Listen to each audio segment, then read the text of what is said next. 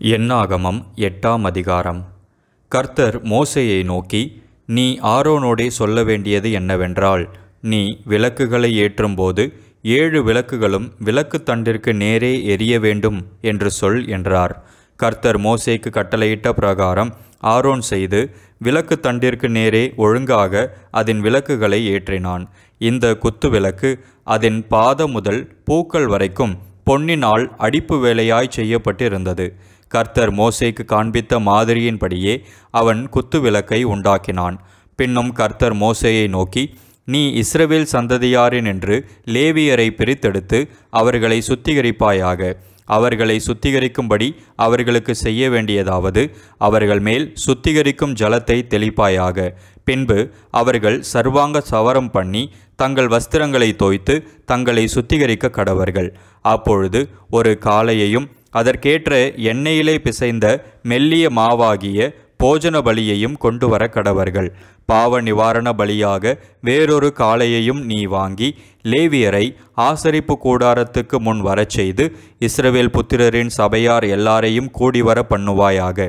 நீ லேவியரை கர்த்தருடைய சந்நிதியில் வரப்பண்ணின போது இஸ்ரவேல் புத்திரர் தங்கள் கைகளை லேவியர் மேல் வைக்க கடவர்கள். லேவியர் கர்த்தருக்குரிய பணிவிடை செய்யும் பொருட்டு ஆரோன் அவர்களை இஸ்ரவேல் புத்திரரின் காணிக்கையாக கர்த்தருக்கு முன்பாக அசைவாட்டப்படும் காணிக்கையாய் நிறுத்த கடவன். அதன்பின் லேவியர் தங்கள் கைகளை காளைகளுடைய தலையின் மேல் வைப்பார்களாக. பின்பு நீ லேவியருக்காக பாவ நிவர்த்தி செய்யும் பொருட்டு கர்த்தருக்கு அவைகளில் ஒன்றை பாவ நிவாரண பலியாகவும் மற்றொன்றை சர்வாங்க தகன பலியாகவும் செலுத்தி லேவியரை ஆரோனுக்கும் அவன் குமாரனுக்கும் முன்பாக நிறுத்தி அவர்களை கர்த்தருக்கு அசைவாட்டப்படும் காணிக்கையாக்கி, இப்படி நீ லேவியரை இஸ்ரவேல் புத்திரரிலிருந்து பிரித்தெடுக்க கடவாய். லேவியர் என்னுடையவர்களாயிருப்பார்கள். இப்படி அவர்களை சுத்திகரித்து அவர்களை அசைவாட்டும் காணிக்கையாக்க கடவாய். அதன் பின்பு லேவியர் ஆசரிப்பு கூடாரத்தில் பணிவிடை செய்ய பிரவேசிக்க கடவர்கள். இஸ்ரவேல் புத்திரரிலிருந்து அவர்கள் எனக்கு முற்றிலும் கொடுக்கப்பட்டிருக்கிறார்கள். இஸ்ரவேல் புத்திரர் எல்லாரிலும் கற்பந்திறந்து பிறக்கிற சகல முதற்பேருக்கும் பதிலாக அவர்களை எனக்கு எடுத்துக்கொண்டேன். இஸ்ரவேல் புத்திரரில் மனிதரிலும் மிருக ஜீவன்களிலும் முதற்பேரானதெல்லாம் என்னுடையது. நான் எகிப்து தேசத்திலே முதற்பேரான யாவையும் சங்கரித்த நாளிலே அவைகளை எனக்கென்று பரிசுத்தப்படுத்தி பின்பு லேவியரை இஸ்ரவேல் புத்திரரிலுள்ள முதற்பேறு சகலத்திற்கும் பதிலாக எடுத்துக்கொண்டு லேவியர் இஸ்ரவேல் புத்திரருடைய பணிவிடையை ஆசரிப்பு கூடாரத்தில் செய்யும்படிக்கும் இஸ்ரவேல் புத்திரருக்காக பாவ நிவர்த்தி செய்யும்படிக்கும் இஸ்ரவேல் புத்திரர் தாங்களே பரிசுத்த ஸ்தலத்தில் சேருகிறதினால் இஸ்ரவேல் புத்திரரில் வாதையுண்டாகாதபடிக்கும் லேவியரை அவர்களிலிருந்து எடுத்து ஆரோனுக்கும் அவன் குமாரருக்கும் தத்தமாக கொடுத்தேன் என்றார். அப்பொழுது மோசேயும் ஆரோனும் இஸ்ரவேல் புத்திரரின் சபையார் யாவரும் கர்த்தர் லேவியரை குறித்து மோசேக்கு கட்டளையிட்டபடியெல்லாம் லேவியருக்கு செய்தார்கள். லேவியர் சுத்திகரிக்கப்பட்டு தங்கள் வஸ்திரங்களை தோய்த்தார்கள். பின்பு ஆரோன் அவர்களை கர்த்தருக்கு முன்பாக அசைவாட்டும் காணிக்கையாக நிறுத்தி அவர்களை சுத்திகரிக்க அவர்களுக்காக பாவ நிவர்த்தி செய்தான். அதற்கு பின்பு லேவியர் ஆரோனுக்கும் அவன் குமாரருக்கும் முன்பாக ஆசரிப்பு கூடாரத்தில் தங்கள் பணிவிடையை செய்யும்படி பிரவேசித்தார்கள். கர்த்தர் லேவியரை குறித்து மோசேக்கு கட்டளையிட்டபடியே அவர்களுக்கு செய்தார்கள். பின்னும் கர்த்தர் மோசேயை நோக்கி, லேவியருக்குரிய கட்டளை என்னவென்றால், 25 வயது முதல் அதற்கு மேற்பட்ட வயதுள்ள யாவரும் ஆசரிப்பு கூடாரத்தின் பணிவிடையை செய்யும் சேனையிலே சேவிக்க வரவேண்டும். 50 வயதுக்கு மேற்பட்டவர்கள் வேலை செய்யாமல் திருப்பணி சேனையை விட்டு ஆசரிப்பு கூடாரத்தின் காவலை காக்கிறதற்கு தங்கள் சகோதரரோடே கூட ஊழியம் செய்வதே அன்றி வேறொரு சேவகமும் செய்ய வேண்டியதில்லை. இப்படி லேவியர் செய்ய வேண்டிய வேலைகளை குறித்து திட்டம் பண்ண கடவாய் என்றார். என்னாகமம் 9ஆம் அதிகாரம். அவர்கள் எகிப்து தேசத்திலிருந்து புறப்பட்ட 2ஆம் வருஷம் 1ஆம் மாதத்தில் கர்த்தர் சீனாய் வனாந்தரத்தில் மோசேயை நோக்கி, குறித்த காலத்தில் இஸ்ரவேல் புத்திரர் பஸ்காவை ஆசரிக்க கடவர்கள். இந்த மாதம் 14ஆம் தேதி அந்தி நேரமான வேளையாகிய குறித்த காலத்தில் அதை ஆசரிக்க கடவீர்கள். அதற்குரிய எல்லா கட்டளையின்படியேயும் முறைமைகளின்படியேயும் அதை ஆசரிக்க கடவீர்கள் என்றார். அப்படியே பஸ்காவை ஆசரிக்கும்படி மோசே இஸ்ரவேல் புத்திரருக்கு கட்டளையிட்டான். அதனால் 1ஆம் மாதம் 14ஆம் தேதி அந்தி நேரமான வேளையில் சீனாய் வனாந்திரத்தில் பஸ்காவை ஆசரித்தார்கள். கர்த்தர் மோசேக்கு கட்டளையிட்டபடியெல்லாம் இஸ்ரவேல் புத்திரர் செய்தார்கள். அந்நாளில் சிலர் மனித பிரேதத்தினால் தீட்டுப்பட்டபடியினால் பஸ்காவை ஆசரிக்க தகாதவர்களாயிருந்தார்கள். அவர்கள் அந்நாளிலே மோசேக்கும் ஆரோனுக்கும் முன்பாக வந்து, நாங்கள் மனித பிரேதத்தினால் தீட்டுப்பட்டவர்கள், குறித்த காலத்தில் இஸ்ரவேல் புத்திரரோடே கூட கர்த்தருக்கு காணிக்கையை செலுத்தாதபடிக்கு நாங்கள் விலக்கப்பட்டிருக்க வேண்டியது என்ன என்றார்கள். மோசே அவர்களை நோக்கி, பொறுங்கள், கர்த்தர் உங்களை குறித்து கட்டளையிடுவது என்ன என்று கேட்பேன் என்றான்.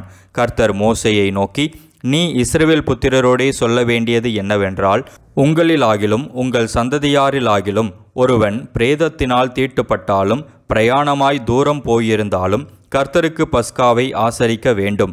அவர்கள் அதை 2ஆம் மாதம் 14ஆம் தேதி அந்தி நேரமான வேளையில் ஆசரித்து அதை புளிப்பில்லாத அப்பங்களோடும் கசப்பான கீரைகளோடும் புசித்து விடியற்காலம் மட்டும் அதில் ஒன்றும் மீதியாக வைக்காமலும் அதில் ஒரு எலும்பையும் முறிக்காமலும் பஸ்காவினுடைய சகல முறைமைகளின்படியும் அதை ஆசரிக்க கடவர்கள். ஒருவன் சுத்தமுள்ளவனுமாய் பிரயாணம் போகாதவனுமாயிருந்தும் பஸ்காவை ஆசரிக்காதே போனால் அந்த ஆத்துமா குறித்த காலத்தில் கர்த்தரின் பலியை செலுத்தாதபடியினால் தன் ஜனத்தாரில் இராமல் அறுப்புண்டு போவான். அந்த மனிதன் தன் பாவத்தை சுமப்பான். ஒரு பரதேசி உங்களிடத்திலே தங்கி கர்த்தருக்கு பஸ்காவை ஆசரிக்க வேண்டுமானால் அவன் அதை பஸ்காவின் கட்டளைப்படியும் அதன் முறைமையின்படியும் ஆசரிக்க கடவன். பரதேசிக்கும் சுதேசிக்கும் ஒரே கட்டளை இருக்க வேண்டும் என்று சொல் என்றார். வாசஸ்தலம் ஸ்தாபனம் செய்யப்பட்ட நாளிலே மேகமானது சாட்சியின் கூடாரமாகிய வாசஸ்தலத்தை மூடிற்று. சாயங்காலமான போது வாசஸ்தலத்தின் மேல் அக்கினிமயமான ஒரு தோற்றம் உண்டாயிற்று. அது விடியற்காலம் மட்டும் இருந்தது. இப்படி நித்தமும் இருந்தது. பகலில் மேகமும் இரவில் அக்கினி தோற்றமும் அதை மூடிக்கொண்டிருந்தது. மேகம் கூடாரத்திலிருந்து மேலே எழும்பும்போது இஸ்ரவேல் புத்திரர் பிரயாணம் பண்ணுவார்கள். மேகம் தங்குமிடத்தில் இஸ்ரவேல் புத்திரர் பாளையமிறங்குவார்கள். கர்த்தருடைய கட்டளையின்படியே இஸ்ரவேல் புத்திரர் பிரயாணப்படுவார்கள். கர்த்தருடைய கட்டளையின்படியே பாளையமிறங்குவார்கள். மேகம் வாசஸ்தலத்தின் மேல் தங்கியிருக்கும் நாளெல்லாம் அவர்கள் பாளையத்தில் தங்கியிருப்பார்கள். மேகம் நெடுநாள் வாசஸ்தலத்தின் மேல் தங்கியிருக்கும்போது இஸ்ரவேல் புத்திரர் பிரயாணப்படாமல் கர்த்தரின் காவலை காத்து கொண்டிருப்பார்கள். மேகம் சில நாள் மாத்திரம் வாசஸ்தலத்தின் மேல் தங்கியிருக்கும்போது கர்த்தருடைய கட்டளையின்படியே பாளையம் இறங்கியிருந்து கர்த்தருடைய கட்டளையின்படியே பிரயாணப்படுவார்கள். மேகம் சாயங்காலம் தொடங்கி விடியற்காலம் மட்டும் இருந்து விடியற்காலத்தில் உயர எழும்பும்போது உடனே பிரயாணப்படுவார்கள். பகலிலாகிலும் இரவிலாகிலும் மேகம் எழும்பும்போது பிரயாணப்படுவார்கள். மேகமானது 2 நாளாவது 1 மாதமாவது 1 வருஷமாவது வாசஸ்தலத்தின் மேல் தங்கியிருக்கும்போது இஸ்ரவேல் புத்திரர் பிரயாணம் பண்ணாமல் பாளையம் இறங்கி இருப்பார்கள். அது உயர எழும்பும் போதோ பிரயாணப்படுவார்கள். கர்த்தருடைய கட்டளையின்படியே பாளையம் இறங்குவார்கள். கர்த்தருடைய கட்டளையின்படியே பிரயாணம் பண்ணுவார்கள். கர்த்தர் மோசேயை கொண்டு கட்டளையிடுகிறபடியே கர்த்தருடைய காவலை காத்து கொள்வார்கள்.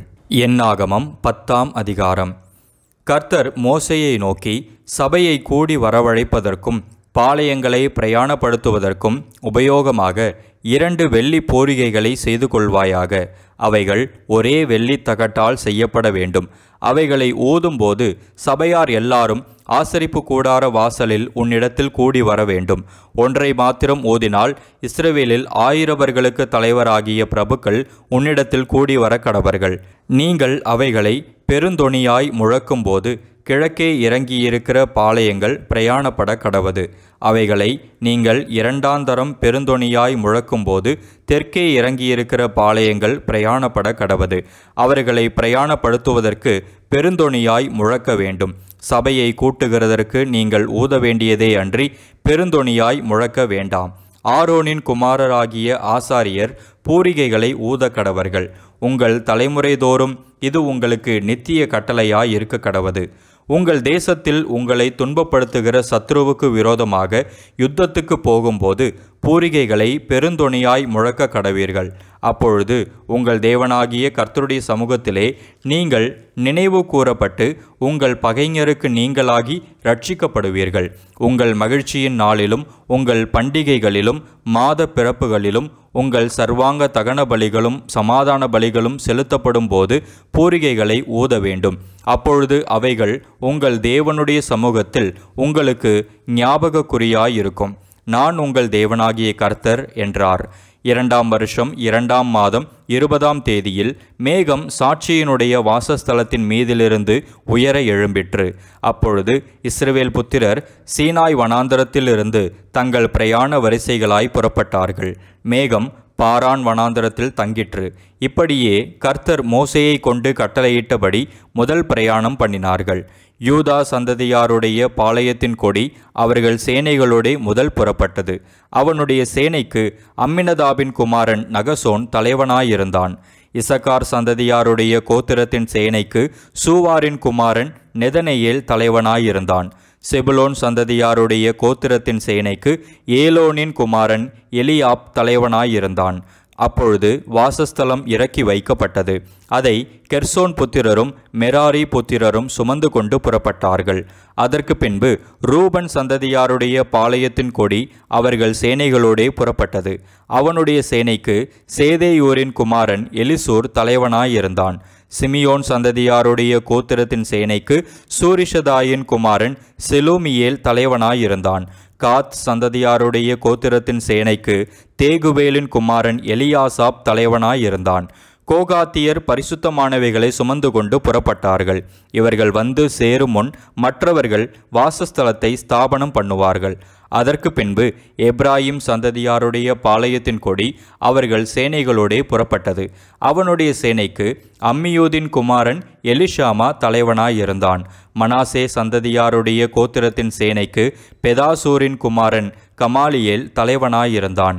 பென்யமீன் சந்ததியாருடைய கோத்திரத்தின் சேனைக்கு கீதையோனின் குமாரன் அபீதான் தலைவனாயிருந்தான்.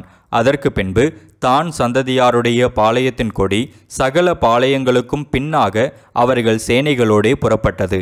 அவனுடைய சேனைக்கு அம்மிஷதாயின் குமாரன் அகியேசேர் தலைவனாயிருந்தான்.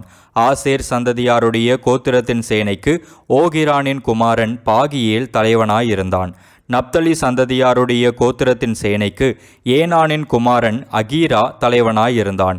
இஸ்ரவேல் புத்திரர் புறப்பட்ட போது இவ்விதமாய் தங்கள் தங்கள் சேனைகளின்படியே பிரயாணம் பண்ணினார்கள். அப்பொழுது மோசே தன் மாமனாகிய ரெகுவேல் என்னும் மீதியானனுடைய குமாரனான ஓபாபை நோக்கி, உங்களுக்கு தருவேன் என்று கர்த்தர் சொன்ன ஸ்தலத்துக்கு நாங்கள் பிரயாணம் போகிறோம். நீயும் எங்களோடே கூட வா, உனக்கு நன்மை செய்வோம். கர்த்தர் இஸ்ரவேலுக்கு நல்ல வாக்குத்தத்தம் பண்ணியிருக்கிறார் என்றான். அதற்கு அவன், நான் வரக்கூடாது, என் தேசத்துக்கும் என் இனத்தாரிடத்துக்கும் போக வேண்டும் என்றான். அப்பொழுது மோசே, நீ எங்களை விட்டு போக வேண்டாம். வனாந்திரத்திலே நாங்கள் பாளையமிறங்கும் இடங்களை நீ அறிந்திருக்கிறபடியினால் எங்களுக்கு கண்களைப் போல இருப்பாய். நீ எங்களோடே கூட வந்தால் கர்த்தர் எங்களுக்கு செய்தருளும் நன்மையின்படியே உனக்கும் நன்மை செய்வோம் என்றான். அவர்கள் கர்த்தருடைய பர்வதத்தை விட்டு 3 நாள் பிரயாணம் போனார்கள். 3 நாள் பிரயாணத்திலும் கர்த்தருடைய உடன்படிக்கை பெட்டி அவர்களுக்கு இளைப்பாறும் ஸ்தலத்தை தேடி காட்டும்படிக்கு அவர்கள் முன் சென்றது. அவர்கள் பாளையத்திலிருந்து பிரயாணம் போகிற போது கர்த்தருடைய மேகம் பகலில் அவர்கள் மேல் தங்கியிருந்தது. பெட்டியானது புறப்படும்போது மோசே, கர்த்தாவே எழுந்தருளும், உம்முடைய சத்துருக்கள் சிதறடிக்கப்படுவார்களாக, உம்மை பகைக்கிறவர்கள் உமக்கு முன்பாக ஓடி போவார்களாக என்பான். அது தங்கும்போது, கர்த்தாவே அநேக ஆயிரவர்களாகிய இஸ்ரவேலரிடத்தில் திரும்புவீராக என்று சொல்லுவான்.